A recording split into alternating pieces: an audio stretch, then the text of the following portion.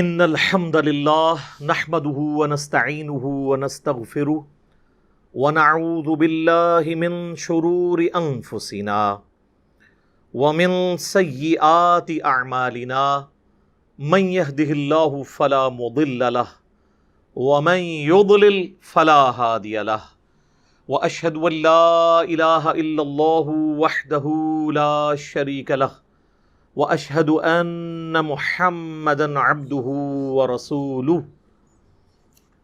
اما بعد فان خير الحديث كتاب الله وخير الهدي هدي محمد صلى الله عليه واله وسلم وشر الامور محدثاتها وكل محدثة بدعة وكل بدعة ضلالة وكل ضلالة في النار. اعوذ باللہ السمیع العلیم من الشیطان الرجیم من ہمزہ ونفخہ ونفثہ بسم اللہ الرحمن الرحیم رب اشرح لی صدری ویسر لی امری واحلل عقدۃ من لسانی یفقہوا قولی. بسم اللہ الرحمن الرحیم ان اللہ وملائکتہ یصلون علی النبی یا ایہا الذین آمنوا صلوا علیہ وسلموا تسلیما. اللہم صلی علی محمد وعلی آل محمد کما صلیت علی ابراہیم وعلی آل ابراہیم انک حمید مجید. اللہم بارک علی محمد وعلی آل محمد کما بارکت علی ابراہیم وعلی آل ابراہیم انک حمید مجید. اللہم ربنا آتنا فی الدنیا حسنة وفی الآخرة حسنة وقنا عذاب النار. ربنا آتنا من لدنک رحمة وہیئ لنا من امرنا رشدا. لا الہ الا انت سبحانک انی کنت من الظالمین. حسبنا اللہ ونعم الوکیل. یا حی یا قیوم برحمتک استغیث ولا حول ولا قوة الا باللہ العلی العظیم. آمین. الحمدللہ آج 11 اکتوبر 2020 کو سنڈے کے دن قرآن کلاس نمبر 49 میں ہم انشاءاللہ تعالی سورہ آل عمران کی آیت نمبر 64 سے آنورڈ سٹارٹ لیں گے. قرآن حکیم میں جو چند یونیک آیات ہیں ان میں سے ایک آیت سورہ آل عمران کی آیت نمبر 64 ہے. اعوذ باللہ من الشیطان الرجیم بسم اللہ الرحمن الرحیم. قل یا اہل الکتاب تعالوا الی کلمۃ سواء بیننا وبینکم الا نعبد الا اللہ. اے نبی صلی اللہ علیہ وآلہ وسلم ان سے فرما دیجئے کہ اے اہل کتاب جیوز اور کرسچنز، آؤ ہم اور تم اس ایک بات پر اکٹھے ہو جاتے ہیں جو تم میں اور ہم میں کامن ہے. وہ کامن بات کیا ہے؟ اللہ نعبد الا اللہ، کہ ہم مت پوجیں کسی کو سوائے اس اللہ کے. اس کو ڈاکٹر ذاکر نائک نے بڑا پیارا نام دیا تھا کہ یہ آیت جو ہے یہ دعوت کی چابی ہے، کہ آپ نے جب کبھی بھی کسی کے سامنے دعوت رکھنی ہے تو کامن ٹرم سے بات شروع کرنی ہے. اور کتنی مزے کی بات ہے کہ جیوز اور کرسچنز ان کے ساتھ بھی کامن ٹرم کے اوپر آپ اکٹھے ہو سکتے ہیں. تو sir with in Muslims Barelvi, Deobandi, اہل حدیث، اہل تشیع، حنفی، شافعی، مالکی، حنبلی، وہ کیا کامن ٹرمز کے اوپر اکٹھے نہیں ہو سکتے؟ ان کے ساتھ ہم اکٹھے ہو سکتے ہیں کہ جن کے ساتھ ہمارا توحید کا اتفاق ہے. ظاہر نبی علیہ السلام کا انکار کر کے انہوں نے اتنی بڑی غلطی کی ہے کہ ان کے ساتھ ہمارے دل میں ان کے لیے محبت کے جذبات نہیں آ سکتے. لیکن پھر بھی نبی علیہ السلام کو حکم دیا جا رہا ہے کہ ان سے بھی آپ توحید کے اوپر اکٹھے ہو سکتے ہیں. توحید میں تو ہم ایک ہیں. یعنی جو آسمانی مذاہب کے ماننے والے لوگ ہیں، چاہے جیوز ہوں، کرسچنز ہوں، یہود و نصارہ یا مسلمز، یہ تینوں ابراہیمی دین کے اوپر ہے نا. تینوں اپنے آپ کو کلیم کرتے ہیں کہ ہم ابراہیمی ہیں. تو ابراہیم علیہ السلام کے حوالے سے اب اس میں نا ڈیٹیل ڈسکشن آئے گی کہ ابراہیم کو تو یہودی بھی مان رہے ہیں، عیسائی بھی مان رہے ہیں جن کو نصارہ کہا جاتا ہے، اور مسلمز بھی، تو پھر اس کامن ٹرم یعنی توحید کی دعوت پہ اکٹھا ہوا جائے. اختلافات پھر بعد میں دیکھیں گے. مسلمانوں میں بھی جو کامن ٹرم ہے، کئی یہ کامن ٹرمز ہیں: اللہ ایک، رسول ایک، قرآن ایک، قبلہ ایک، اور اس کے علاوہ آپ اگر اجماع امت جن چیزوں پہ دیکھیں، نمازیں 5 سب کے نزدیک مردے کو غسل دے کر، کفن دے کر قبلہ رخ دفنانا ہے، کوئی اختلاف نہیں. تو کئی ایک چیزیں جو کامن ہیں ان کے ساتھ بات کو سٹارٹ کیا جا سکتا ہے، اختلافات کو بعد میں دیکھیں گے. تو یہ دعوت کی چابی ہے یہ آیت مبارکہ. اگر آپ مجھ سے ود ان ریلیجن پوچھیں تو پریکٹیکل ایگزامپل غدیر خم کی حدیث ہے، جو صحیح مسلم میں اوپر تلے 4 احادیث ہیں. انٹرنیشنل نمبر کے مطابق 6225 سے لے کر 6228 تک، جو ہم نے اپنے منہج پہ بھی لکھی ہوئی ہے. اور یہ خطبہ اتنا اہم ہے، خطبہ غدیر کا، کہ یہ حجۃ الوداع سے بھی اگلا خطبہ ہے، اس کو بھی سپر سیڈ کرنے والا ہے. صحیح مسلم کے الفاظ ہیں، زید ابن ارقم کے پاس کچھ تابعین آتے ہیں اور کہتے ہیں کہ آپ نے نبی علیہ السلام کی صحبت کی، اب چند اصحاب میں سے آپ باقی ہیں، ادھیڑ عمر کے ہو چکے ہیں، تو آپ کتنے خوش نصیب ہیں کہ رسول اللہ کی صحبت کی صلی اللہ علیہ وآلہ وسلم، آپ کے ساتھ نمازیں پڑھیں، آپ کی گفتگو سنی. تو آپ ہمیں کوئی ایسی باتیں بتائیں جو نبی علیہ السلام سے آپ نے خود سنی ہو. تو زید ابن ارقم کہتے ہیں کہ میں بوڑھا ہو چکا ہوں، کئی باتیں تو میں بھول چکا ہوں. یہ ان کی عاجزی تھی، یہ نہیں تھا کہ دین بلا چکے تھے، وہ احتیاط کرتے تھے کہ نبی علیہ السلام کی عام مجلس کی باتیں میں ذمہ داری سے بیان کروں.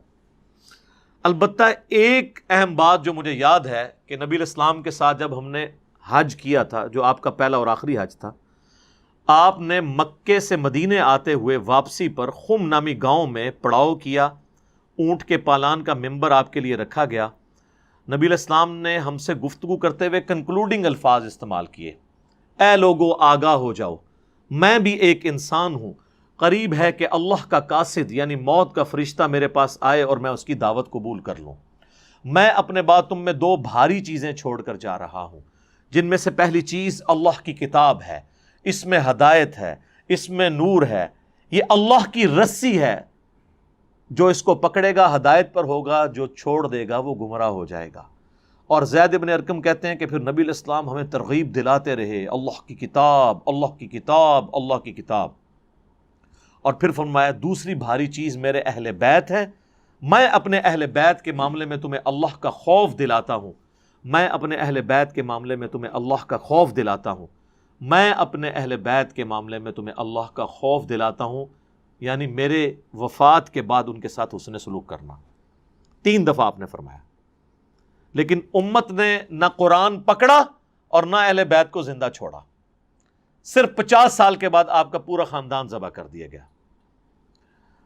تو نبی علیہ السلام کو تو چونکہ اللہ نے غیبی خبر دے دی تھی کہ آپ کی امت یہ سب کچھ کرے گی، تو آپ نے امت کو ڈرا دیا کہ تم اس سسٹم کا حصہ نہ بننا. بہرحال غدیر خم وہ دعوت ہے جو ہم پوری امت کے سامنے رکھ سکتے ہیں. اکثر لوگ پوچھتے ہیں جی شیعہ کو کہاں سے بات شروع کریں، اہل سنت کے ہاں سے سوال ہوتا ہے، تو میں کہتا ہوں غدیر خم سے. شیعہ پوچھتے ہیں جی سنیوں کو ہم نے دعوت دینی ہے تو کہاں سے شروع کریں، میں کہتا ہوں غدیر خم سے. تو غدیر خم پہ صرف اہل بیت نہیں تھے، قرآن بھی تھا، اور صرف قرآن نہیں تھا، اہل بیت بھی تھے. دونوں چیزوں کو آپ پیرلل میں دیکھیں، اور قرآن کی توحید کے اوپر، قرآن کے عقائد و نظریات کے اوپر اکٹھے ہو جائیں.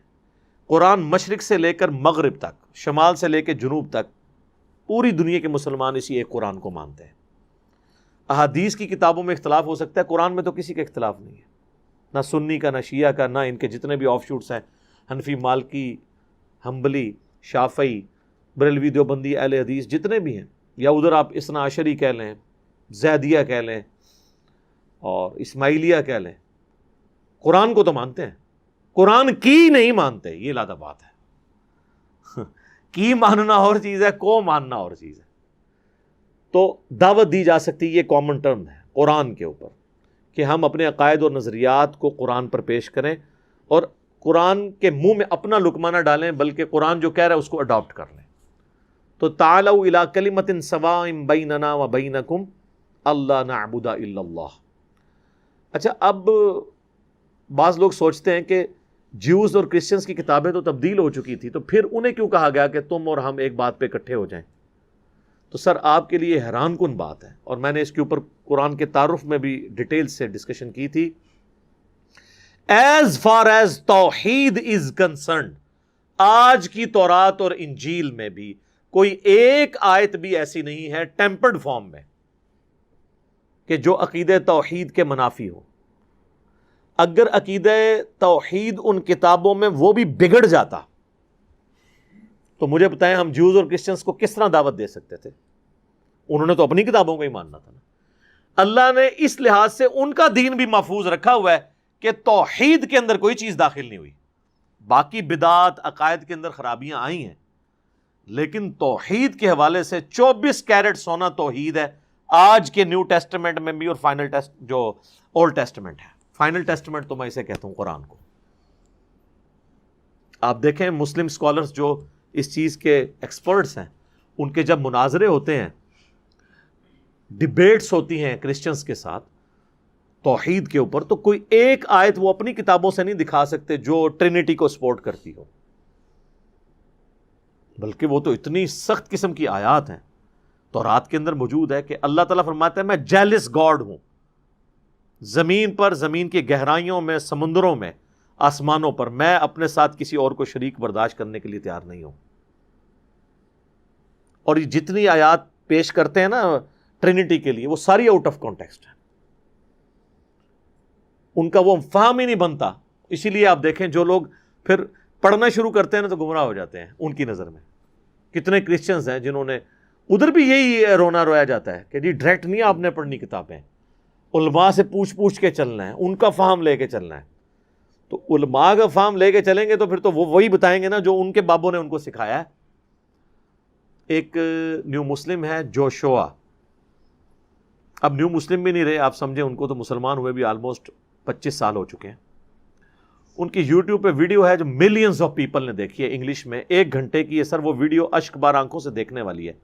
How Bible lead me to accept Islam, Bible نے مجھے کیسے مجبور کیا کہ میں نے اسلام قبول کر لیا. اس میں انہوں نے اپنی لائف سٹوری بتائی ہے. وہ 17-18 سال کی عمر میں یوتھ منسٹر بن گئے تھے. یوتھ منسٹر یعنی ایک ٹرم ہے، ایک اصطلاح ہے جو یعنی آپ سمجھ لیں ینگ علماء میں سے تھے وہ. ٹھیک ہے نا، ایک ہوتا ہے نا جو یادگار اسلاف ہوتے ہیں، ایک ہوتے ہیں جناب ایک جوان خون ابھرتا ہوا نوجوان، وہ جو ہمارے بھی یہاں پہ ٹرم استعمال ہوتی ہے. اور انہوں نے بائبل پڑھی تو اس کے بعد وہ اپنے علماء سے، سینئر سے پوچھتے تھے کہ جی یہ جس توحید کا ذکر بائبل کر رہی ہے تو ہم لوگ تو اس توحید کے اندر نہیں ہیں. یوں کرتے کرتے وہ الٹیمیٹلی اسلام تک پہنچے. اور پھر جب قرآن ان کو پہلی دفعہ گفٹ کیا مسلم اسکالر نے جمعے کے خطبے میں، وہ ادھر گیا تھا مسجد میں صرف آبزرو کرنے کے لیے، سر جمعے کو اس سے قرآن ملا ہے تو منڈے کی صبح تک وہ پورا قرآن ترجمے سے پڑھ چکا تھا، اور کہتا ہے پہلی رات ہی میں نے اپنا دل اس کتاب کو دے دیا. سر وہ انسان کے آنسو نہیں رکتے ہیں جب انسان اس کی گفتگو سنے. وہ کہتا ہے جس توحید کی مجھے تلاش تھی نا وہ اس قرآن میں ہے. اچھا اس کا قد چھوٹا سا ہے، تو کہتا ہے میرے نزدیک نا حضرت داؤد علیہ السلام میرے آئیڈیل تھے، کیونکہ حضرت داؤد کا بھی قد چھوٹا تھا. لیکن کہتا ہے جب میں تورات میں ان کے بارے میں پڑھتا تھا کہ وہ اپنی ایک صحابی کی بیوی پہ عاشق ہو گئے نعوذ باللہ، اور اسے مروا کے خود شادی کر لی اس عورت سے، تو میرا دل کھٹا پڑتا تھا کہ یہ کون سا ڈیوڈ ہے، یہ کیا پیغمبر ہو سکتا ہے.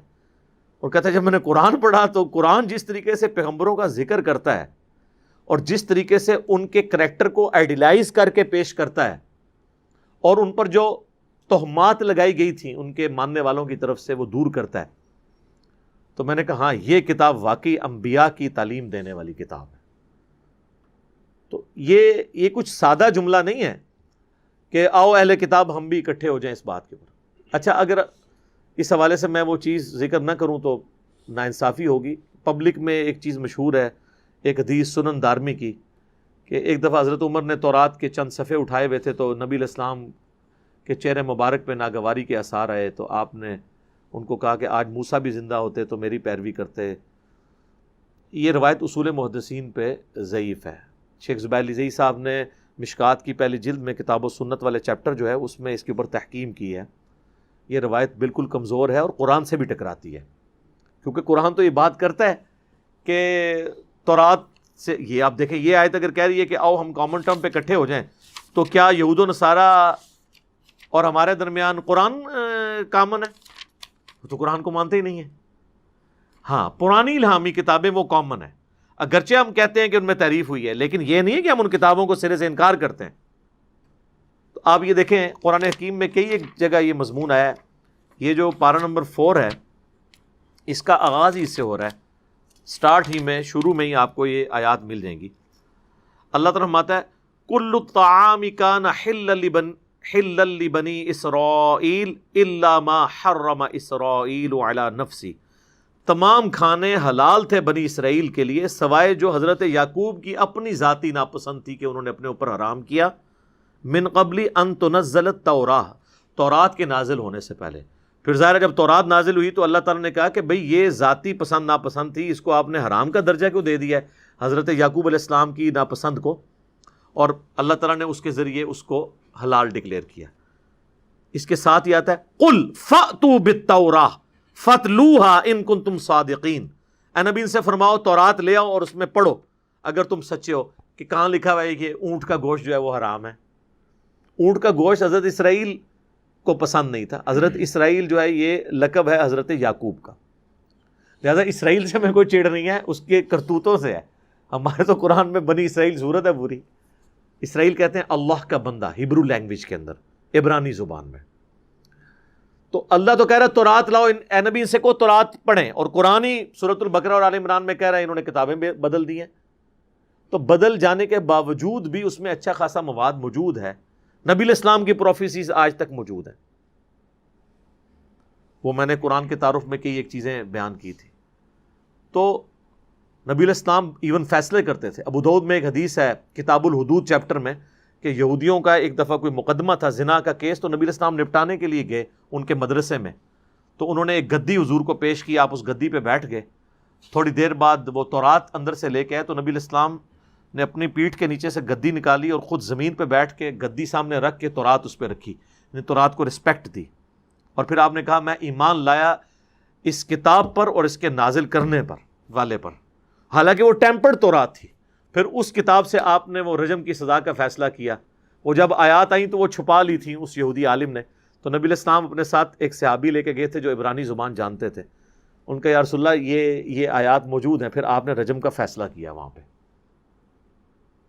تو اس سے پتہ چلا کہ یہود و نصارہ کی کتابوں سے بھی آپ استفادہ کر سکتے ہیں، لیکن یہ میں اس کے لیے کہوں گا جس نے قرآن حدیث پڑھ لیا ہے.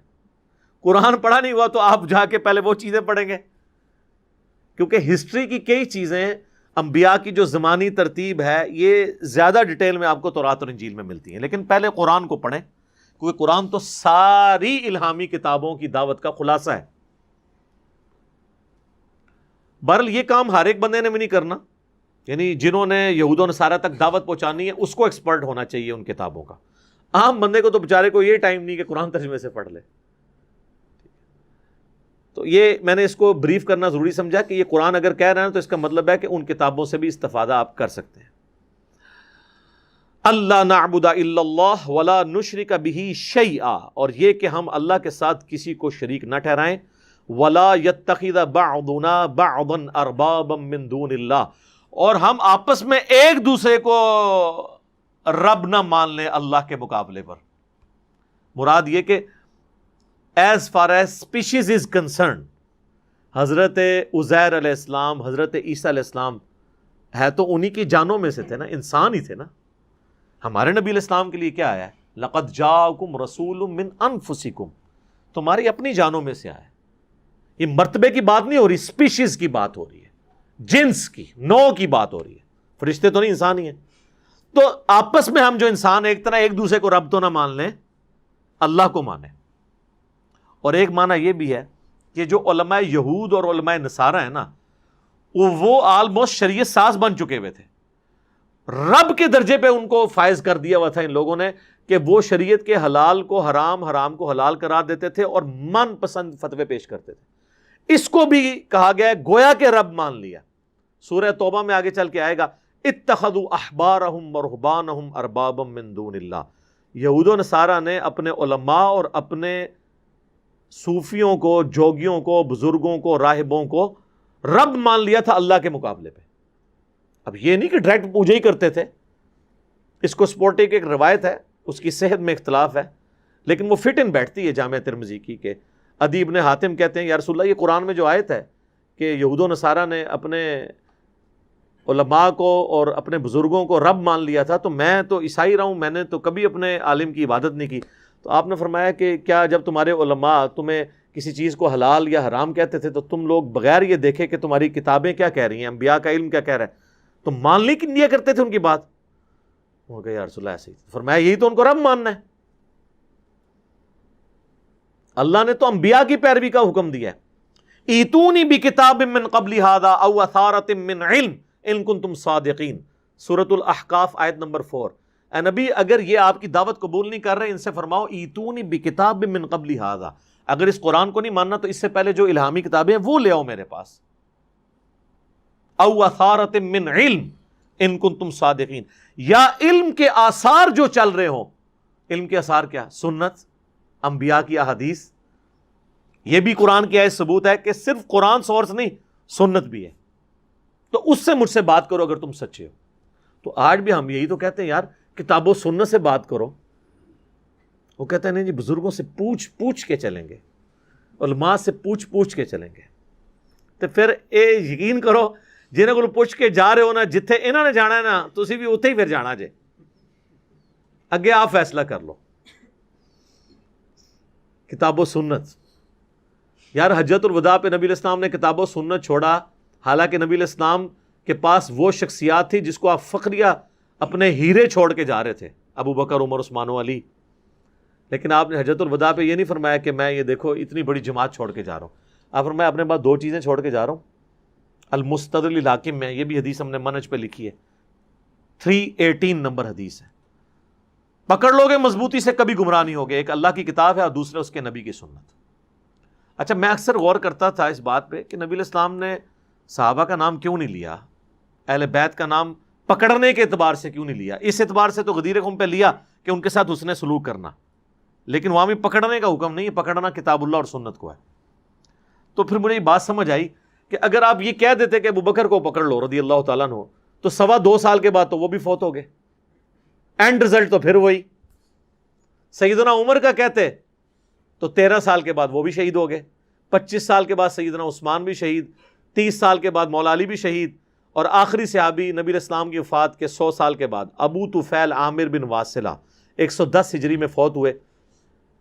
110 ہجری کے بعد دنیا میں کوئی صحابی باقی نہیں تھا، آج آخری صحابی کو فوت ہوئے بھی آلموسٹ 1300 سال گزر چکے ہیں۔ تو اگر حضور کہتے میں ان کو چھوڑ کے جا رہا ہوں تو آج کا انسان ان کو کیسے پکڑ سکتا تھا؟ اس لیے نبی علیہ السلام نے کتاب اللہ اور سنت کی طرف چھوڑا، اور سنت ہی کی آج کی فارم صحیح الاسناد حدیث ہے۔ فَإِن تَوَلَّوْا، اگر یہ رخ پھیر لیں، فَقُولُوا اشْهَدُوا بِأَنَّا مُسْلِمُونَ، تو اے نبی اور ان کے ساتھیوں تم فرما دو کہ تم گواہ ہو جاؤ کہ ہم تو سر تسلیم خم کر رہے ہیں اللہ کے حضور۔ تم اگر وہ توحید ماننے والے نہیں ہو نا، تم مسلم ہونے کے لیے تیار نہیں ہو، تو ہم تو مسلم ہوتے ہیں۔ مسلم کا مطلب ہوتا ہے سر تسلیم خم کرنے والا، to submit your will to Allah, اپنی مرضی اپنے رب کے حوالے کرنا۔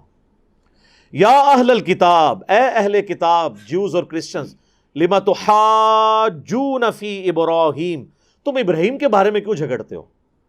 جھگڑتے یہ تھے، وہ کہتے تھے یہ ہمارے بزرگ ہیں، مسلمان کہتے تھے ہمارے بزرگ ہیں، جیوز کہتے تھے ہمارے بزرگ ہیں، اور نام ان کا لیتے تھے اور اپنے آپ کو انہوں نے فرقوں میں بانٹا ہوا تھا۔ وہ اللہ تعالیٰ نے کہا کہ جس ابراہیم کے ساتھ جوڑ رہے ہو، ابراہیم تو نہ یہودی تھا نہ نصرانی تھا، اور ابراہیم تو تورات اور انجیل سے پہلے کے تھے۔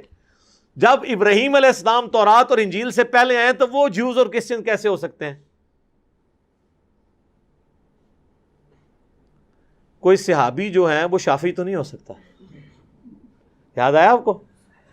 فضائل اعمال میں انہوں نے لکھا ہوا نا، وہ ایک صحابی، صحیح حدیث ہے سنن نبی داؤد کی، ان کو پیرے پہ نبی الاسلام نے کھڑا کیا تو ان کو تیر لگتے رہے، تو وہ نماز انہوں نے مکمل کی. پھر سلام پھیرنے کے بعد ان کا تو پورا کرتا خون آلود ہو گیا. تو دوسرے صحابی نے کہا آپ نے مجھے جگا لینا تھا. انہوں نے کہا میں نے ایک سورت شروع کی تھی، مجھے شرم آئی کہ میں سورت مکمل کیے بغیر. آپ تو جناب تراویح کا ٹائم گن رہے ہوتے ہیں، ان کے تو اپنے ہاتھ میں تراویح تھی یا قیام اللیل تھا، وہ خود پڑھ رہے تھے. تو اب یہ حدیث انہوں نے لکھی فضائل نماز میں، یہ بتانے کے لیے کہ صحابہ کی کمٹمنٹ کا لیول کیا تھا نماز کے ساتھ.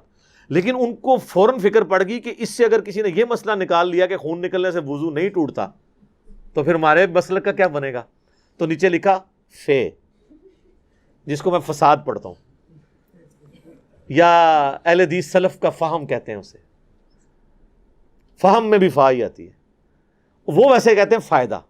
فائدے میں وہ لکھتے ہیں کہ جی اس سے کوئی یہ رزلٹ نہ کہیں نکال لے کہ بھئی خون نکلنے سے. تو انہوں نے لکھا کہ اس میں امام حنیفہ اور امام شافعی کا اختلاف ہے. امام حنیفہ کے نزدیک جو ہے وہ خون نکلنے سے وضو ٹوٹ جاتا ہے، امام شافعی کے نزدیک نہیں ٹوٹتا. ہو سکتا ہے کہ وہ صحابی بھی امام شافعی کے مذہب پر ہوں. اچھا، اب ویسے ٹیکنیکلی بحث کریں گے، وہ کہیں گے نہیں ان کا یہ مطلب نہیں تھا، ان کو بھی پتا تھا کہ بھئی امام شافعی جو ہیں وہ بعد میں آئے ہیں، وہ کیسے صحابی شافعی ہو سکتا ہے. ان کا کہنے کا مطلب یہ تھا کہ دونوں کا فہم ایک ہے. ہم یہ کہتے ہیں کہ فہم تو نبی الاسلام کا لیا جائے گا نا. اس صحابی کا فہم جو ہے، اگر امام شافعی اس فہم کو لے کے چل رہے ہیں تو وہ بالکل ٹھیک لے کے چل رہے ہیں. آپ یہ بتائیں کہ آپ نے جو امام حنیفہ کی طرف بات منسوب کی ہے وہ کس صحابی یا نبی کا فہم ہے؟ اور یہ جعلی مسئلہ لوگوں کو بتا کے تو امت کو مصیبت میں ڈال دیا. وہ صحابہ تو افورڈ ہی نہیں کر سکتے تھے کہ خون نکلنے سے وضو ٹوٹ جائے. ان کی تو زندگی پوری جنگوں سے عبارت تھی سر. ایک دن ان کا سکون کا نہیں گزرتا تھا. ایک زخم ٹھیک نہیں ہوتا تھا تو دوسرے 10 زخم ان کو لگ جاتے تھے. وہ بیچارے نمازیں کہاں سے پڑھتے ہوں گے؟ کپڑے ہی بدلتے رہتے ہوں گے ہر وقت. خون پاک ہے، ہاں خون پینا حرام ہے. ہاں اب اس کے اگینسٹ امام شافعی کا وہ موقف باطل ہے. وہ کہتے ہیں بیوی کو ہاتھ لگانے سے وضو ٹوٹ جاتا ہے. اس مسئلے میں امام حنیفہ کا موقف ٹھیک ہے. بخاری مسلم میں حدیث ہے، اما عائشہ کہتی ہیں کہ ان دنوں ہمارے گھر چراغ نہیں ہوا کرتے تھے، حجرہ بھی تنگ تھا. نبی الاسلام جب تہجد کی نماز پڑھتے تھے نا تو میں آپ کے آگے لیٹی ہوتی تھی. جب سجدے میں جانے لگتے تھے تو میرے پاؤں کو ٹو دیتے تھے تو میں اپنے پاؤں سمیٹتی تھی. نبی الاسلام جیسے ہی سجدے سے فارغ ہو کے قیام کی طرف جاتے تھے تو میں پھر پاؤں سیدھے کر لیتی تھی. یہ محبت کا بھی آپ دیکھیں ایک میاں بیوی میں محبت کیسے ہونی چاہیے.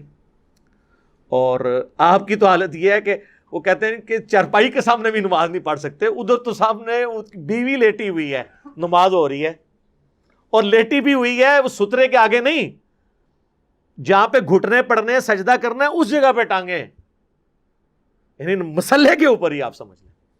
تو اس سے امام بخاری نے امام شافعی کا رد کیا کہ اگر وضو ٹوٹتا ہوتا تو حضور تو نہ پاؤں ٹوتے. تو یہ جو لوگ کہتے ہیں نا جی وہ امام بخاری شافعی تھے اس لیے رفع دین کی حدیثیں لے کے آئے، ان کو یہ پھکی دیا کریں کہ اگر وہ شافعی تھے تو وہ تو امام شافعی کا انہوں نے پورا بنیادی مسئلہ ہی اکھاڑ کے رکھ دیا. پھکی ہے نا. اور یہ دیکھیں ایک فتویٰ ہے جس کی اذیت آج تک لاکھوں مسلم عوام کاٹ رہی ہے.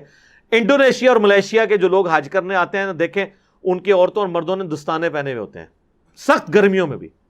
یہ نہیں کہ پردہ کیا ہوتا ہے، چہرے کھلے ہوتے ہیں. اگر پردہ ہو تو چہرے کا بھی نقاب کیا ہو نا. ہاتھ میں دستانے، اس لیے کہ ان کے نزدیک میاں بیوی اگر ٹچ کر گئے نا ڈائریکٹ تو وضو ٹوٹ گیا. تو بےچارے انہوں نے تو ہاتھ میں ہاتھ ڈال کے کرنا ہوتا ہے طواف. ایک غلط مسئلے کے افیکٹ ملینز آف پیپل تک پہنچتے ہیں. اب ان کو بتائے کوئی جا کے یار وہ شافعی فقہ چھوڑو محمدی پر آؤ صلی اللہ علیہ وآلہ وسلم. ٹھیک ہے، ان کو اپنا امام مانو جن کو اللہ نے ہمارا امام بنا کے بھیجا ہے. ما ضل صاحبکم وما غوا، تمہارے نبی نہ کبھی بہکے ہیں نہ کبھی بہرا چلے صلی اللہ علیہ وآلہ وسلم. صلاۃ بر محمد وآل محمد، اللہم صلی علی محمد وعلی آل محمد.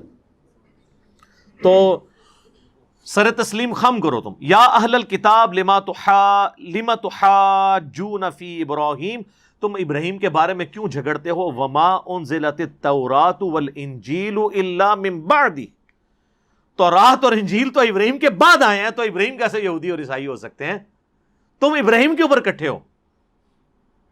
یعنی نبی الاسلام کو ایکسیپٹ کیوں نہیں کر رہے تھے؟ وہ کہتے تھے نبی الاسلام کو یہودی ہونا چاہیے، بنی اسرائیل سے ہونا چاہیے. حالانکہ آپ بنی اسرائیل سے تو نہیں تھے، بنو اسماعیل سے تھے، لیکن ابراہیمی تو تھے. یہ تو تورات کا آپ پہلا چیپٹر آج بھی پڑھ لیں، کریشن والا، اس میں موجود ہے کہ ابراہیم علیہ السلام کی 2 بیویاں تھیں، سارا اور ہاجر. یہ ہاجرہ لفظ غلط ہے، ہاجر لفظ ہے. وہ بنو اسماعیل اور بنو اسرائیل تو ابراہیم پہ اکٹھے ہوتے ہیں نا. اب آپ، یہی میں مسلمانوں کو بھی کہتا ہوں کہ آپ کبھی بھی کسی شخصیت کے اوپر اکٹھے نہیں ہو سکتے. ایون سیدنا ابوبکر پہ بھی امت نہیں اکٹھی ہو سکتی. شیعہ کا اختلاف آ جائے گا، بعض بہت غلوف کریں گے، بعض ذرا نارمل اختلاف کریں گے. رسول اللہ کے اوپر امت اکٹھی ہو سکتی صلی اللہ علیہ وسلم. یہاں پہ بھی ابراہیم پہ امت اکٹھی ہوگی. حضرت اسماعیل اور اسحاق پہ بھی نہیں اکٹھے ہو سکتے کیونکہ بنو اسرائیل نے نہیں ان کو ماننا. افلا تعقلون، کیا تمہیں اتنی عقل بھی نہیں ہے کہ ابراہیم علیہ السلام کے بعد تورات اور انجیل آئی ہے تو ابراہیم کیسے یہودی یا عیسائی ہو سکتے ہیں؟ ہا انتم ہؤلاء حاججتم فیما لکم بہ علم، تم وہ لوگ ہو کہ جھگڑتے ہو اس باتوں میں جس کے بارے میں تمہارے پاس کچھ علم تھا. فَلِمَ تُحَاجُّونَ فِيمَا لَيْسَ لَكُمْ بِهِ علم، ان باتوں میں کیوں جھگڑتے ہو جس میں تمہارے پلے کوئی علم ہی نہیں ہے. علم والی بات میں بھی تم غلط جھگڑتے تھے، جس کا تمہیں پتہ ہی نہیں ہے اس بات میں بھی تم جھگڑ رہے ہو. وَاللَّهُ يَعْلَمُ وَأَنْتُمْ لَا تَعْلَمُونَ، اللہ جانتا ہے اور تم نہیں جانتے. مَا كَانَ إِبْرَاهِيمُ يَهُودِيًّا وَلَا نَصْرَانِيًّا، ابراہیم نہ تو یہودی تھے نہ نصرانی تھے. وَلَكِنْ كَانَ حَنِيفًا مُسْلِمًا وَمَا كَانَ مِنَ الْمُشْرِكِينَ، بلکہ وہ تو سب سے ٹوٹ کر ایک اللہ کے ہو گئے تھے، حنیفہ اسے کہتے ہیں، اور مسلم تھے، سر تسلیم خم کرنے والے. وَمَا كَانَ مِنَ الْمُشْرِكِينَ، اور وہ مشرک نہیں تھے. یعنی مراد تم تو شرک کر رہے ہو اور اپنے آپ کو ابراہیمی کہہ رہے ہو. ابراہیم نے تو پورے خاندان، پورے قبیلے سے پھڈا لے لیا تھا، بت توڑ دیے تھے، اور تم نے جیزس کرائسٹ کے بت بنائے ہوئے ہیں. عزیر علیہ السلام کو اللہ کا بیٹا کہتے ہو، تو تم کس طرح ابراہیمی ہو سکتے ہو؟ ابراہیمی تو وہ ہوگا جو مشرک نہ ہو. وہ تو امام الموحدین تھے.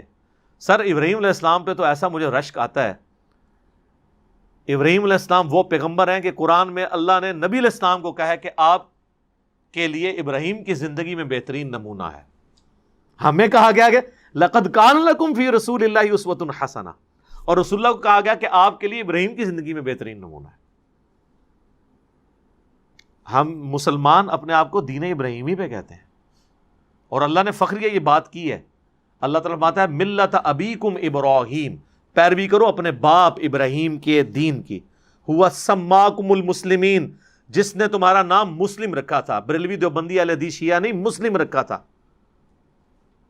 ہوا سماکم المسلمین من قبل وفی ھذا، قرآن سے پہلے ہی انہوں نے تمہارا نام مسلم رکھ دیا تھا، اور اس کتاب میں اللہ نے تمہارا نام مسلم رکھ دیا. لیکن ہم مسلم کہلاتے ہوئے تکلیف ہوتی ہے ہمیں. آپ کسی مسلمان کو مسلم کہہ کے برائے نا، یا مسلم، دیکھیں وہ پھر آپ کا کیا اکرام مسلم کرتا ہے.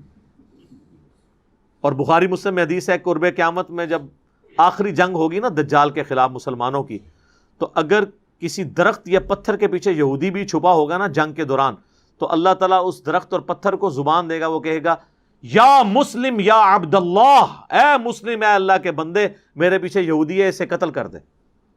یہ نہیں کہ آج آپ نے قتل کرنا ہے، یعنی جب جنگ کے دوران. اور مسلم کے الفاظ ہیں سوائے ایک درخت کے جو غرقد ہے، وہ یہودیوں کا درخت ہے، وہ ان کو پناہ دے گا.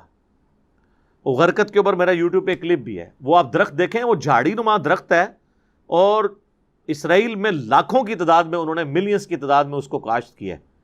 اس کی ہائٹ آلموسٹ 7-8 فٹ ہی ہوتی ہے، لیکن وہ ایسی گھنی جھاڑی پھیلی ہوتی ہے کہ آپ اس میں اگر گھس جائیں نا تو آپ کے پاس ڈیٹیکٹر نہ ہو، آپ بندہ نہیں ڈیٹیکٹ کر سکتے. تو آپ یوٹیوب پہ جا کے لکھیں غرقد کا درخت، تو وہ اس کی تصویر بھی ہم نے لگائی ہوئی ہے اس میں، وہ بنا دے گا. تو لیکن وہ بھی پتھر کہہ رہا ہوگا یا مسلم یا سنی یا شیعہ یا بریلوی یا دیوبندی نہیں کہے گا. اس کا مطلب ہے قرب قیامت میں یہ تفریق ختم ہو جائے گی انشاءاللہ تعالی. آپ دیکھ لیں، آپ کسی کو اس نام سے ذرا پکار کے دیکھیں کس طرح وہ چڑھتا ہے، اور فرقوں کے نام سے پکارے نا، ٹھیک ہے، تو آپ وہ بڑے خوش ہوتے ہیں. جشن دیوبند کانفرنس تو آپ نے سنی ہے نا، کبھی جشن اسلام یا جشن مسلم کانفرنس بھی کوئی سنی ہے؟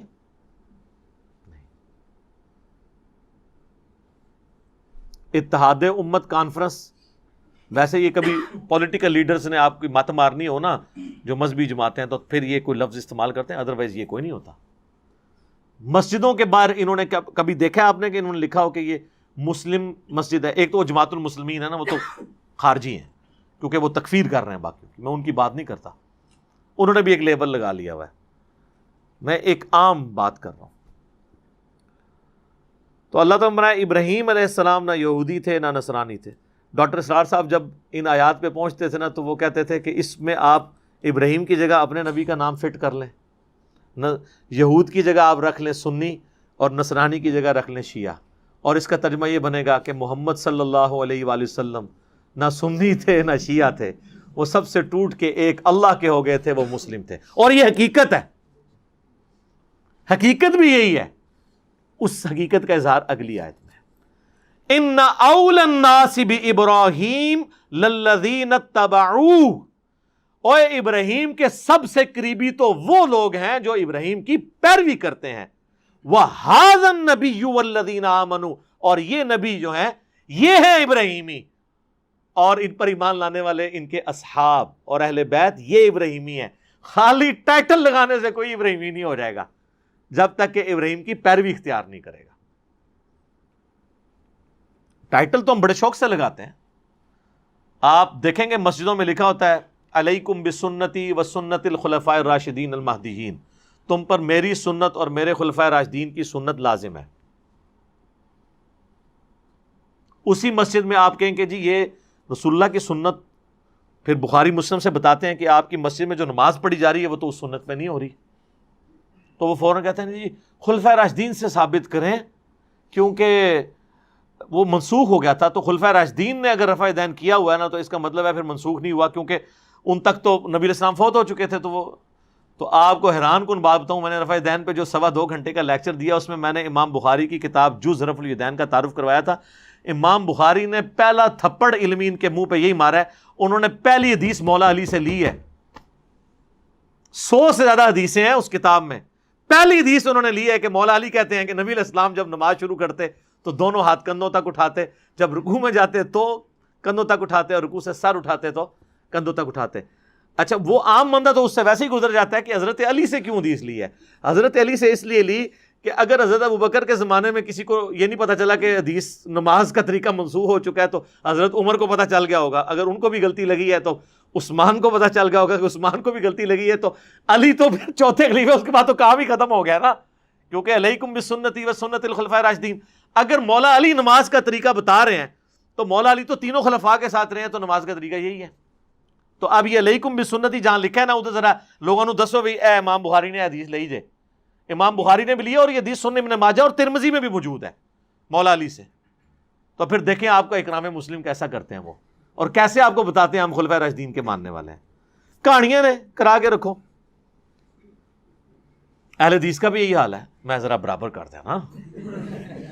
اہل حدیث کیا کہتے ہیں؟ ہم حدیثوں کے ماننے والے ہیں، بس یہ جو قرآن حدیث میں آ جائے وہی ہمارا مذہب ہے۔ بڑے سے بڑا امام ہونا، اس کی بات ہم سائڈ پہ پھینک دیں گے اگر صحیح حدیث آ جائے۔ تو سر یہ جو آل امیہ کے اوپر جو میں نے حدیثیں بخاری مسلم سے پیش کی ہیں اہل بیت کی سپورٹ میں، اب بڑے سے بڑا امام یا بزرگ ہے، آپ سائڈ پہ کریں نا اسے، انہوں نے حدیثیں ہی سائڈ پہ کر دی ہیں، حدیثیں سائڈ پہ کر کے تو میرے چڑھ دوڑے نے کہ تو حدیثیں بیان کیوں کی تھیاں۔ یہ ہے فرق۔ اصل میں جب تک آپ کے مفادات پہ ضرب نہ پڑے آپ کے منہج کلیئر ہی نہیں ہوتا۔ پتہ اس وقت چلتا ہے جب آپ کے مفاد پہ، ویسے تو آپ زبانی کلامی جو مرضی کہہ لیں، آپ دیکھتے نہیں یہاں کئی پولیٹیکل لیڈرز کیا کیا دعوے کرتے تھے جناب، وہ کہ جی جو ہے نا وہ پکا محب الوطن وہ ہوتا ہے کہ جس کے اثاثے بھی اس ملک کے اندر ہوں، جن کی جدادیں باہر کے ملکوں میں ہوں، وہ ملک کے ساتھ کیسے مخلص ہو سکتے ہیں؟ یہ ہمارے پرائم منسٹر صاحب ہمیں بتاتے تھے نا، آج ان کی کابینہ میں کیا کیا گل کھلانے والی ہستیاں آ گئی ہیں جن کے باہر اثاثے نکلے ہیں، اب وہ اپنی ڈاکٹرن بھول گئے ہیں۔ یہ ہوتا ہے فرق۔ پریکٹیکلی جب بات آتی ہے پھر پتہ چلتا ہے کہ آپ اب کس کے ساتھ کھڑے ہوئے ہیں۔ ویسے آپ کسی کو جتنے مرضی بھاشن دیں، یہ دنیا میں ایک وہ میں نے مثال اس لیے پیش کی، ہم سب کچھ دیکھ رہے ہیں، دوسروں کو آپ ماشاءاللہ جتنے مرضی بھاشن دیتے رہے، جب اپنے اوپر بات آتی پھر پتہ چلتا ہے۔ تو یہاں پہ بھی آپ دیکھیں کہ جیسے ہی وہ حدیثیں پیش کریں گے تو وہ کہیں گے نہیں وہ اہل حدیث ہیں، لیکن ہم نے دیکھنا ہے ہمارے بزرگ کیا کہہ کے گئے ہیں، سلف کیا کہہ کے گئے ہیں، اور سلف سے مراد ان کے سلف، صحابہ نہیں۔ وہ تو میرا بھی رات کو کلپ ریکارڈ ہوا ہے نا، اس میں نے بتایا کہ سلف، پہلا سلف تو پھر صحابہ ہے نا۔ تابعین یہ لفظ استعمال کرتے تھے کہ سلف کا یہ موقف ہے۔ جب تابعی کہہ رہا ہوتا تھا سلف، تو وہ کس کو کہہ رہا ہوتا تھا؟ امام حنیفہ، امام شافعی، امام مالک کو، ابن تیمیہ کو، یا صحابہ کو؟ تو صحابہ کرام جو حدیثوں کا فہم لیا کرتے تھے، اگر وہ فہم آپ نے نہیں لینا، اور بعد میں تو سنی شیعہ تفریق میں امام بھی پارٹی بن گئے، ان کے آپ نے فہم لینے ہیں، تو پھر تو صحابہ سے اوپر آپ نے ان کو درجہ دے دیا۔ تو میں نے پھر اس میں رات کو بتایا نا کہ عمار کو باغی جماعت قتل کرے گی، عمار ان کو اللہ کی طرف اور جنت کی طرف بلائے گا، وہ جماعت دوزخ کی طرف بلائے گی۔ یہ صحیح بخاری کی حدیث ہے 2812۔ تو اس حدیث کے اوپر صحابہ کا فہم کیا ہے؟ اور جس نے عمار کو قتل کیا ہے وہ خود صحابی ہے، ابو الغادیہ، پوری زندگی روتا تھا، مسند احمد میں حدیث ہے کہ مجھ سے عمار کا قتل ہو گیا، اور حضور نے فرمایا تھا عمار کا قاتل اور مال لوٹنے والا جہنم میں ہے۔ وہ روتا تھا، یہ اس کی طرف سے سوائیاں پیش کر رہے ہیں۔ یہ فرق دیکھا آپ نے؟ تو فام صرف چل رہا ہے بزرگوں کا، سر ہر ایک نے اپنا اپنا بزرگ ملا ہوا ہے، اور اس سے ایک سیکنڈ کے لیے بھی جو ہے نا وہ غافل ہونے کے لیے تیار نہیں ہے۔ تو اللہ تعالیٰ ہمارا کہ ابراہیمی وہ ہیں جو ابراہیم کی پیروی کریں، اور یہ ہیں نبی صلی اللہ علیہ وآلہ وسلم اور ان کے ماننے والے۔ واللہ ولی المؤمنین، اللہ تعالیٰ پشت پناہ ہے ایسے اہل ایمان کا۔ ودت طائفۃ من اہل الکتاب، اہل کتاب کا تو ایک گروہ اس بات پر تلا ہوا ہے، لو یضلونکم، کہ تمہیں گمراہ کر دے۔ وما یضلون الا انفسہم، وہ گمراہ تو نہیں کریں گے مگر اپنے آپ کو۔ وما یشعرون، لیکن بیوقوف ہے، انہیں شعور نہیں ہے۔ وہ یہود و نصارہ تو مطلب مسلمانوں کے دلوں میں وسوسے ڈالتے تھے نا، اور ان کا ایک سب سے بڑا حربہ کیا تھا؟ وہ اگلی آیت آ رہی ہے، اس کے آگے آ جائے گی۔ یا اہل الکتاب، اے اہل کتاب، لم تکفرون بآیات اللہ، تم اللہ کی آیات کا کفر کیوں کرتے ہو؟ وانتم تشہدون، جبکہ تم گواہ بھی ہو۔ یعنی یہ نبی الاسلام کی پروفیسیز تو موجود ہیں۔ کل تک تم تو کہتے تھے اوس اور خزرج کو کہ آخری نبی کو ایک دفعہ آنے دو، کیونکہ اوس اور خزرج بڑے ڈاڈے تھے نا، لڑاکے۔ تو یہودی جب بھی ان سے لڑائیاں کرتے تھے مار کھاتے تھے، پھر ان کو دھمکی لگاتے تھے، اچھا ابھی تو تم ہمیں مار رہے ہو نا، جب آخری نبی آئیں گے نا تو ہم رومن اور پرشین امپائر بھی گرا دیں گے، پھر دیکھیں گے تمہیں۔ سر انہوں نے کیا آخری نبی میں ایمان لانا تھا؟ اوس اور خزرج پہلے ایمان لے آئے، قادسیہ اور یرموک انہوں نے جتائیں۔ اوس کے سردار سعد ابن معاذ اور خزرج کے سعد ابن عبادہ رضی اللہ عنہما، تو وہ اپنی جگہ رہ گئے۔ یہ سورۃ البقرہ کی 89 نمبر آیت ہے کہ اس نبی کے آنے سے پہلے تو تم ان کے واسطے سے اللہ کے حضور دعا کیا کرتے تھے کہ اللہ وہ نبی بھیج، ہم اس کے ساتھی بنے، اور جب آیا ہے تو سب سے پہلے تم انکار کرتے ہو۔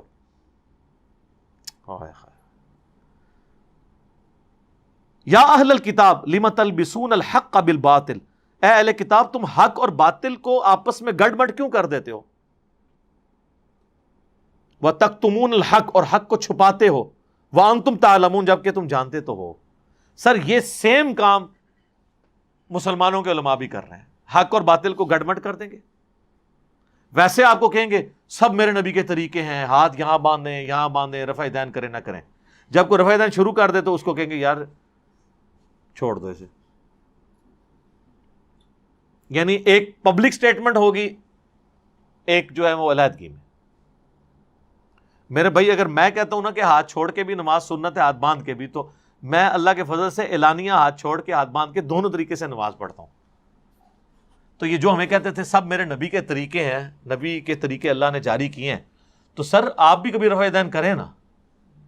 اور 4 فقہ کے بڑے امام ہیں، ان میں سے 3 تو رفع دین کرتے ہیں، تو آپ کیا کریں کہ 3 نمازوں میں رفع دین کیا کریں، چوتھی میں چھوڑ دیا کریں، پھر اگلی 3 میں کیا کریں، پھر چوتھی میں چھوڑ دیا کریں، تو پتہ چل جائے گا۔ جو یہ جدھر بیٹھ کے خطبہ دیتے ہیں نا اس مسجد میں بھی نہیں گھس سکتے۔ تو اس کا مطلب ہے یہ سب سیاسی سٹیٹمنٹ ہے۔ وہ کہتے ہیں نا یہ میرا جوڈیشری کا بیان نہیں ہے، سیاسی بیان ہے۔ ہمارے ایکس پرائم منسٹر صاحب نے وہ اسمبلی میں تقریر کی، جناب والا یہ ہیں وہ ذرائع، جب عدالت میں کیس گیا تو انہوں نے کہا وہ تو میں نے بس بیان دیا تھا. ٹھیک ہے خزمہ نو کھاؤ سارے. اور موجودہ پرائم منسٹر صاحب نجم سیٹھی صاحب کے اوپر الزام لگایا 35 پنکچر کا. جب وہ حد کے عزت کا مقدمہ بالکل اینڈ پہ پہنچا تو کہا میں تو بس ایک سیاسی تقریر کی تھی, میرے پاس تو کوئی ثبوت نہیں ہے. سر یہ ہے, اور جس بندے کے ساتھ ذلت اور رسوائی کا معاملہ کرنا تھا وہ کر دیا. ادھر بھی لوگ الزام لگاتے ہیں نا, کبھی کبھار میں بھی کلیئر کر دیتا ہوں, آؤٹ آف کنٹیکسٹ ویڈیوز کاٹ کے عوام الناس کو, اداروں کو بھڑکاتے ہیں کہ جناب یہ تو یہ کر رہا ہے, حالانکہ وہ بیچارہ وہ نہیں کر رہا ہوتا. اور جب بعد میں کہا جاتا ہے کہ بھائی آپ معذرت کر لیں, ویڈیو ڈیلیٹ کر لیں, نہیں تیار ہوتے ہیں, کوئی پوچھنے والا نہیں ہے. وَقَالَ طَائِفَةٌ مِّنْ أَهْلِ الْكِتَابِ, یہ ہے جناب وہ اہم ترین آیت جو میں نے کہا تھا نا کہ وہ صحابہ کرام کو پھسلانا چاہتے تھے دین سے. اس کے لیے ان کا ایک حربہ تھا, وہ یہ تھا, وہ کہتے تھے اس طرح کرو کہ نبی علیہ السلام کی مجلس میں جاؤ کچھ یہودی اور بڑے مؤدب بن کے بیٹھ جاؤ, ہاں میں ہاں بناتے رہو, اور پھر ایمان بھی لے آؤ. ایمان لے آؤ, سب لوگ خوش ہوں گے, خوشیاں مٹھائی بھی ظاہر بٹے گی وہاں پہ. اس زمانے میں تو کھجوریں تھی. اور تھوڑی عرصے کے بعد اسی دن یا اگلے دن کہہ دو کہ جی ہم نے تو چھوڑ دیا اسلام, اس میں کوئی اگر اٹریکشن والی بات ہوتی تو ہم لے کے چلتے, تو سب فراڈ چل رہا ہے. تو اس کا رزلٹ پتہ کیا نکلتا ہے؟ جو بیچارے مخلص ساتھی لگے ہوئے ہوتے ہیں نا, ان کے دل میں وسوسے آتے ہیں کہ یار یہ تو بیچارے بڑے اخلاص سے آئے تھے, اور پھر مشرکین عرب تو ویسے ہی بیچارے کانفیڈنس لوز کیے تھے, وہ تو امی تھے, ان پڑھ, لکھنا پڑھنا بھی نہیں جانتے تھے. یہود تو پھر پڑھے لکھے تھے, کتابوں کے جاننے والے تھے. تو ایک عام پینڈو قسم کا, آرابی قسم کا صحابی تو یہ سوچے گا نا کہ یار یہ اتنے پڑھے لکھے علماء اگر یہ کہہ رہے ہیں کہ علی بھائی گمراہ ہو گئے ہیں, تو آخر کو بات تو ہوگی نا. سمجھ آئیے آپ کو بات کی؟ سیم مینٹالٹی ہے وہی. تو اگر یہ بڑے بڑے علماء کہہ رہے ہیں کہ یہ نبی جو ہے نعوذ باللہ غلط دعوت دے رہے ہیں, تو پھر کوئی سچائی تو ہوگی. سارے علماء کا تو دماغ نہیں خراب ہو گیا نا. تو وہ اللہ کا ہمارا ہے, اور یہ تو آتے ہی اسی لیے ہیں. جو میں آپ کو کہتا ہوں کہ علماء بیانڈ ریپیئر ہیں, کیونکہ ان کی روٹی دین کے ساتھ جوڑی ہوئی ہے. روٹی ان کی دین کے ساتھ جوڑی ہے. یہ اگر اپنے فرقے کے خلاف اپنے سٹیج سے بات کریں نا, تو سب سے پہلے اپنا چندہ بند ہو جائے گا. یہ پاسبل ہی نہیں ہے کہ یہ بات کر جائیں. آپ کی ادھر بھی یہی صورتحال ہے. تو وہ یہ چکر چلاتے تھے, اس لیے قتل مرتد کی سزا آئی تھی. قتل مرتد کی سزا کے پیچھے حکمت ہی یہی ہے کہ دیکھو اسلام میں آنا نا پوری ذمہ داری سے, 1 سال لو بے شک آنے کے لیے, لیکن ونس آئے نا اور پھر چھوڑ کے گئے تو مارے جاؤ گے, کیونکہ تم نقصان کر کے جاؤ گے پچھلوں کا. تمہیں کس نے کہا ہے کہ تم آگے اسلام قبول کرو؟ لا اکراہ فی الدین قد تبین الرشد من الغی. دین قبول کرنے میں کوئی جبر نہیں ہے, جس کی مرضی قبول کرے, جس نے جہنم میں جانا ہے جائے. لیکن اگر قبول کرنا ہے پوری کنوکشن کے ساتھ کرو. ٹائم لینا ہے لو. حضرت عمر نے 6 سال لیے ہیں نا, 6 سال. اعلان نبوت کے 6 سال کے بعد حضرت عمر مسلمان ہوئے ہیں. 40 میں مسلمان تھے, ترقی کر کے دوسرے نمبر پہ پہنچے. 6 سال کی پوری کسر نکال دی, آئے ہیں پوری کنوکشن کے ساتھ. تو پھر تسلی سے. یہودی یہی کرتے تھے کہ یہ انہوں نے یہ چال بازی کی, اللہ نے ان کو بے نقاب کر دیا کہ یہ آ کے جو اتنے بڑے مؤدب بن کے بیٹھے ہوئے نا. کئی لوگ ادھر آتے ہیں, مجھے پتا بھی نہیں ہوتا, بعد میں جا کے کہتے ہیں ہم علی کو بل کیا ہے, تو لاجواب کرتے ہیں جی, بول ہی نہیں سکے جی. اور میرے فرشتوں کو نہیں پتا ہوتا. میرے فرشتوں کو اس لیے نہیں پتا ہوتا کہ وہ ہوا ہی نہیں ہوتا. فرشتوں کے نے تو وہ لکھنا ہے جو ہوا ہوا ہے. تو وہ اس قسم کے معاملات. اب یہ دیکھیں, یہ وہ آ رہی ہے وقال طائفة من اہل الکتاب. اہل کتاب کا ایک گروہ کہتا ہے آمنوا بالذی انزل علی الذین آمنوا, ایمان لے آؤ ان اہل ایمان کے اوپر جو نازل ہوئی ہے کتاب قرآن, وجہ النہار, صبح کے وقت, وکفروا آخرہ, اور شام کے وقت کفر کر دو, لعلہم یرجعون, تاکہ یہ بھی پلٹ جائیں اس دین سے. ظاہر دل میں خیال تو آئے گا نا, وسوسے تو آئیں گے. وَلَا تُؤْمِنُوا إِلَّا لِمَنْ تَبِعَ دِينَكُمْ, اور دیکھو مت بات ماننا اس کی سوائے, بات مت ماننا سوائے اس کی کہ جو تمہارے دین کے تابع ہو. یعنی یہ اللہ تعالیٰ ان کا کلام نقل کر رہا ہے کہ یہودیوں کو, کیونکہ ان کو یہ بھی فکر جاتی تھی کہ اگر یہ حضور کی مجلس میں گئے ہیں نا چکر بازی کے لیے, اس تک قائل ہی نہ ہو کے آ جائیں. تو وہ پکا کر کے بھیجتے تھے دیکھنا اپنے علاوہ کوئی دین نہیں قبول کرنا. یہاں بھی کئی لوگ شرارت کے لیے آئے, اللہ نے ان کو ہدایت دے دیے. یہ چانس تو ہوتے ہیں نا, ضمیر نہیں نا مرا ہوا تھا. تو دیکھنا اپنے سوا کوئی بات نہیں ماننی. اللہ تعالیٰ ہمارے قل ان اللہ ہدا ان الہدا ہدی اللہ, اے نبی تم فرما دو کہ ہدایت تو ہے جو اللہ دے. اللہ اکبر. ان یؤتا احد مثل ما اوتیتم, اور دیکھنا یہ بھی نہ ماننا کہ جو کچھ تمہیں دیا گیا یہ کسی اور کو بھی مل سکتا ہے. یہ صرف بنی اسرائیل کا حق ہے کہ پیغمبر اس میں آئے, کتابیں آئیں. یہ نہ ماننا کہ بنو اسماعیل میں بھی کوئی پیغمبر آ سکتا ہے. او یحاجوکم عند ربکم, یا کوئی تمہارے رب کی طرف سے تم پر کوئی حجت لے کے آ سکتا ہے. یہ حجت صرف بنی اسرائیل پہ ہو سکتی ہے, بنو اسماعیل یہ کسی اور پہ نہیں ہو سکتی. یعنی وہ آج کے دور میں کہ صرف ڈگری والے علماء بات کر سکتے ہیں, بغیر ڈگری والے نہیں کر سکتے. قل ان الفضل بید اللہ, اے نبی تم فرماؤ یہ فضل کا مالک تو اللہ ہے. اللہ نے تم سے مشورہ کرنا ہے کہ کس کو علم دینا ہے, کس کو اپنے پیغمبری کے لیے ایکسیپٹ کرنا ہے, کس پہ کتاب نازل, یہ اللہ نے تم سے مشورہ کرنا ہے. یؤتی من یشاء, جسے چاہے گا وہ دے گا. واللہ واسع علیم, اللہ تعالیٰ وسعت والا اور علم والا ہے, اسے پتہ ہے اس نے کس کو پیغمبر بنانا ہے. یختص برحمتہ من یشاء, وہ مخصوص کر لیتا ہے اپنی رحمت کے لیے جسے چاہتا ہے.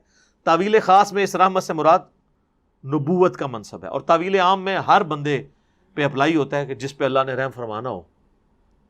لیکن اس کے لیے شرط وہی ہے والذین جاہدوا فینا لنہدینہم سبلنا, جو لوگ ہماری راہ میں کوشش کریں گے انہیں ہدایت ملے گی. سر ایسی ہدایت ملے گی, سلمان فارسی کدھر سے چلے ہیں, کس طریقے سے تکلیفیں کاٹ کے رسول اللہ کے قدموں تک پہنچے ہیں, اور جو رسول اللہ کے اپنے گھر والے لوگ ہیں, ابو لہب محروم رہ گئے.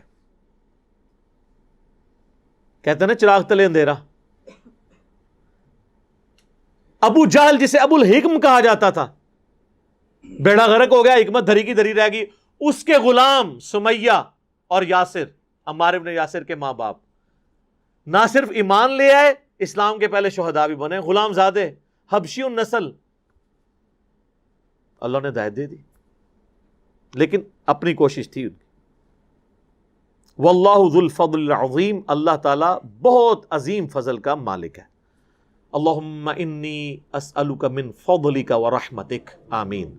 صحیح مسلم میں حدیث ہے کہ نبی علیہ السلام نماز کے دوران بھی قرآن کی تلاوت کرتے ہوئے جہاں کہیں بھی کوئی دعاؤں کی جگہ آتی تھی تو اللہ سے رحمت کا مقام آتا تھا تو رحمت کی دعا کرتے تھے, جہنم سے پناہ کی آیات آتی تھی تو جہنم سے پناہ مانگا کرتے تھے. وَمِنْ أَهْلِ الْكِتَابِ, اب اللہ تعالیٰ نے اتنی کلاس لی ہے نا تو اب تھوڑی ان کی تعریف بھی کی ہے کہ سارے ہی گئے گزرے نہیں نا, جو ہم کہتے ہیں کہ ہر سارے فرقوں میں سارے ہی نہیں ہیں, اچھے لوگ بھی موجود ہوتے ہیں. وَمِنْ أَهْلِ الْكِتَابِ, اور اہل کتاب میں سے ایسے بھی ہیں, من ان تأمنہ بقنطار یؤدیہ الیک, اگر تم ڈھیروں ڈھیر سونا چاندی کا خزانہ امانتاً ان کے پاس رکھواؤ نا تو تمہیں امانت واپس کر دیں گے, ذرا خیانت نہیں کریں گے. وَمِنْهُمْ, اور بعض ایسے بھی ہیں, من ان تأمنہ بدینار, کہ ایک دینار بھی امانت رکھو نا ان کے پاس, لا یؤدیہ الیک, وہ تمہیں واپس نہیں کریں گے, الا ما دمت علیہ قائما, یہاں تک کہ اس کے سر کے اوپر جا کے کھڑے نہ ہو جاؤ تو وہ ایک دینار بھی تمہیں جو ادھار لیا یہ امانت وہ واپس نہیں کرنے والے. ذالک بانہم قالوا لیس علینا فی الامیین سبیل, اور یہ بیماری ان کو اس لیے ہے کہ انہوں نے یہ کانسیپٹ بنا لیا ہے کہ امیین کے ساتھ ہم جو مرضی کریں ہمیں کوئی پوچھ نہیں ہوگی. جنٹائلز کے ساتھ ہم جنٹائل ہیں ان کے لیے. بنی اسرائیل کے ادر جو ہوتے تھے نا, ادر دین بنی اسرائیل, وہ کہتے تھے جنٹائل ہیں, اور جنٹائل کے ساتھ آپ سودی لین دین بھی کر سکتے ہیں. ہاں یہودی سے لے کے سود نہیں کھا سکتا, اسی لیے اس وقت بھی اسرائیل کے اندر زیرو ربا ہے, پوری دنیا کو جھونکا ہوا ہے ربا کے اندر, اس لیے کہ وہ یہ مانتے ہیں کہ ان کے ساتھ ہم سودی لین دین کر سکتے ہیں, آپس میں نہیں. اسلامک بینکنگ اگر آپ کو چاہیے تو وہ اسرائیل کے اندر ہے. ہاں جی, منی اگینسٹ گڈز, منی اگینسٹ منی نہیں ہے. تو اللہ تعالیٰ ہی امیین کے ساتھ اس لیے کرتے ہیں کہ ان کا یہ کانسیپٹ ہے کہ امیین نو دب کے رکھو تو کوئی پوچھ نہیں ہوئے گی. وَيَقُولُونَ عَلَى اللَّهِ الْكَذِبِ, اور یہ اللہ پہ جھوٹ باندھ رہے ہیں. وَهُمْ يَعْلَمُونَ, اور وہ جانتے بھی ہیں اس بات کو. بَلَا من اوفا بعہدہ واتقى فان اللہ یحب المتقین. کیوں نہیں؟ جس نے اپنا وعدہ پورا کیا اور پرہیزگاری کی روش اختیار کی تو اللہ تعالیٰ پرہیزگاروں سے محبت کرتا ہے. اللہ تعالیٰ کی کوئی کسی خاندان کے ساتھ کوئی رشتہ داری ہے کہ بنی اسرائیل سے محبت کرے گا اور ادر دین بنی اسرائیل نہیں کرے گا؟ نہیں. اللہ کے تو رولز ہیں، وہ تو عادل ہے، وہ تو عدل فرمانے والا ہے. ان الذین یشترون بعہد اللہ، وہ لوگ جنہوں نے اللہ کے عہد کو جو ہے وہ بیچ دیا، وہ ایمانہم ثمنا قلیلا. ان آیات کو ہم آگے جا کے اگلی دفعہ کور کریں گے کیونکہ اس سے اگلا مضمون جڑا ہوا ہے. فی الحال اسی پہ کنکلوڈ کرتے ہیں کہ اللہ تعالیٰ متقین سے محبت رکھتا ہے، یعنی جن کی روش تقوی کی ہو، گاڈ کانشسنس کی ہو، اللہ سے ڈرنے والے ہوں، ان سے اللہ تعالیٰ محبت کرتا ہے. اللہ تعالیٰ کا کوئی رشتہ دار نہیں ہے. اور مجھے وہ یاد آ گیا، سعد ابن ابی وقاص جب قادسیہ کے لیے گئے تو سیدنا عمر نے ایک خط پیچھے سے روانہ کیا تھا کہ سعد تجھے یہ بات اکڑ میں نہ ڈال دے کہ تو اللہ کے نبی کا ماموں ہے. رشتے میں ماموں لگتے تھے، سگے ماموں نہیں تھے، نہ نہال خاندان سے تھے. یاد رکھنا اللہ کا کوئی رشتہ دار نہیں ہے. جی اگر اللہ کا کوئی رشتہ دار ہوتا تو نوح علیہ السلام کا بیٹا اللہ کا رشتہ دار ہوتا نا، پیغمبر کا بیٹا تھا نا. تو نبی کا ماموں ہے تو اس چکر میں نہ نہیں کہ تو اللہ کا کوئی رشتہ دار ہے. اللہ تعالیٰ نے تو اصول پہ فیصلہ کرنا ہے. تو کوئی اینکی پینکی، کوئی سستی نہیں ہونی چاہیے. یہ جناب صحابہ کرام گاڈ اورینٹڈ تھے، گاڈ کانشسنس، خوف خدا ہر وقت ان کے سر کے اوپر سوار رہتا تھا. رضی اللہ عنہم اجمعین وعلیہم السلام اجمعین. اللہ تعالیٰ سے دعا ہے جو حق بات میں نے کہی اللہ تعالیٰ ہمارے دلوں میں راسخ فرمائے. اگر جذبات میں میرے منہ سے کوئی غلط بات نکل گئی تو اللہ تعالیٰ ہمارے دلوں سے ہی معاف کر دے، ہمیں معاف بھی فرما دے، ہمیں کتاب و سنت کی تعلیمات پر عمل کر کے دوسرے بھائیوں تک پہنچانے کی توفیق عطا فرمائے. سبحانک اللہم وبحمدک اشہد ان لا الہ الا انت استغفرک واتوب الیک وما علینا الا البلاغ المبین. جزاکم اللہ خیرا.